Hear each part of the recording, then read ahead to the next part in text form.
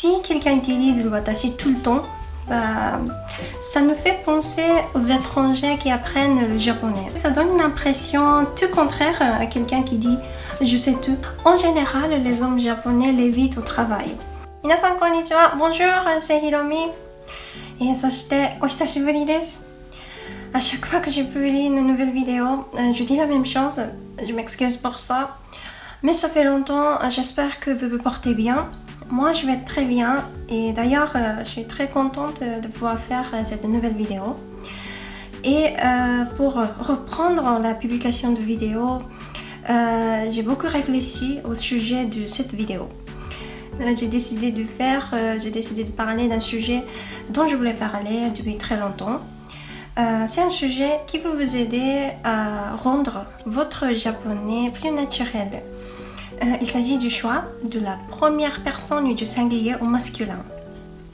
C'est parce que, comme vous le savez, dans la langue japonaise, il y a beaucoup de choix, il y a une grande variété quand on veut dire je, moi, surtout quand on est homme.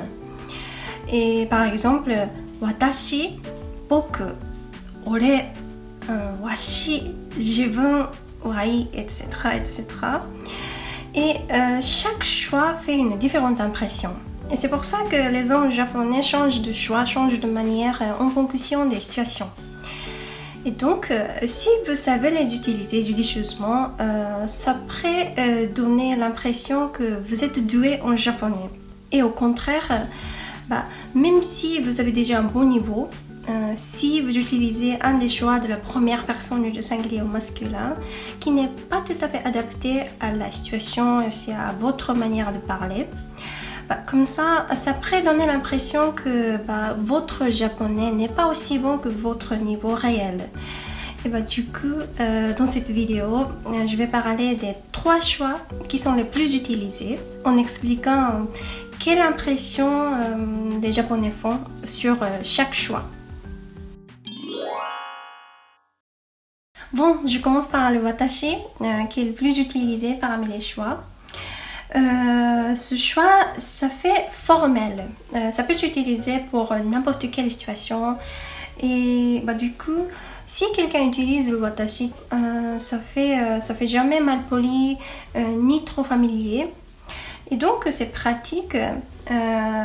Les femmes peuvent aussi utiliser. Donc, on dirait que c'est très générique, c'est pratique. Mais il faut noter que si quelqu'un utilise le watashi tout le temps, ça nous fait penser aux étrangers qui apprennent le japonais. Je vous explique. Parce qu'au Japon, surtout à la télé, dans les séries, dans les films, quand un personnage étranger apparaît, il utilise le watashi tout le temps avec l'accent de sa langue maternelle. Et donc, ça nous fait un peu bizarre, ça nous fait étranger. Et les hommes japonais utilisent le watashi seulement dans la situation professionnelle, du coup seulement au travail. Et donc, ça marche comme ça au Japon. Et d'ailleurs, la plupart de mes élèves utilisent le watashi quand ils parlent avec moi. Et donc, j'invite souvent à utiliser d'autres choix que le watashi dès qu'on aura un petit niveau dans la production orale. Ensuite, je passe au deuxième choix, le boku. Ce choix, ça s'utilisait par les petits garçons. Par exemple, ils disent « Maman, boku onaka suita. Maman, boku osoto ikitai ». Donc ça fait un peu enfantin. Mais comme les enfants ne savent pas tout faire par eux-mêmes, si un adulte utilise le boku, ça fait modeste, ça fait humble, parce que ça donne une impression tout contraire à quelqu'un qui dit je sais tout. Et donc ça c'est pratique dans la culture japonaise, parce que comme vous le savez, dans notre pays c'est important de rester modeste. Au moins c'est important de faire semblant d'être modeste, même si à l'intérieur c'est pas le cas. Donc voilà, c'est pratique. Mais à ma connaissance, il n'y a pas beaucoup d'hommes qui utilisent tout le temps le boku. La plupart de mes amis utilisent le boku au travail, mais quand ils parlent avec leurs proches, leurs amis, ils disent olé ou d'autres choix. C'est un peu pareil que le watashi. Et là, vous vous demandez peut-être quelle est la différence entre le watashi et le boku.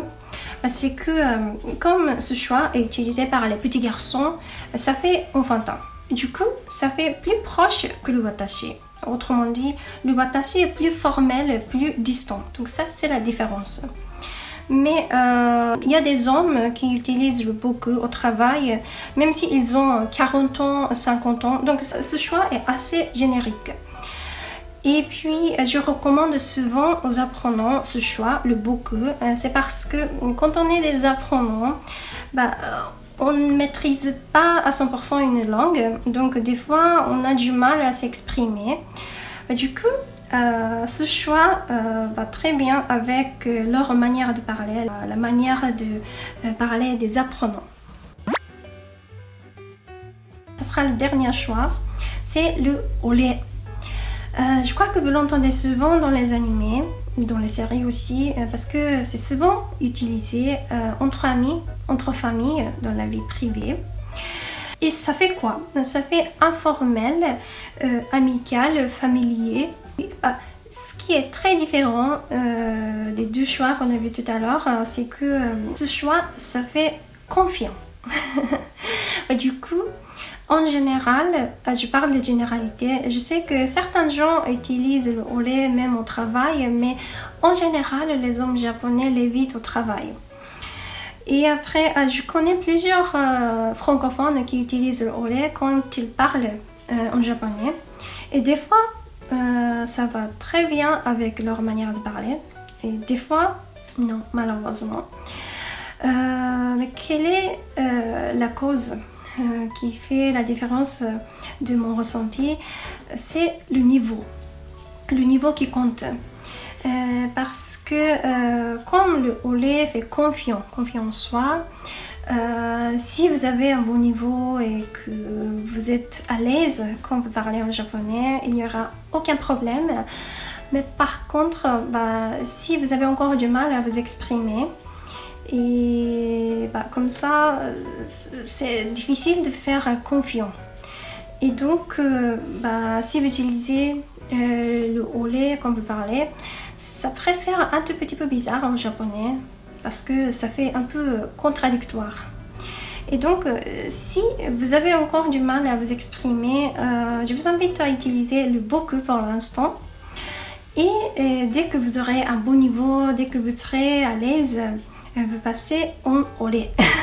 C'est ça ce que je recommande. Voilà.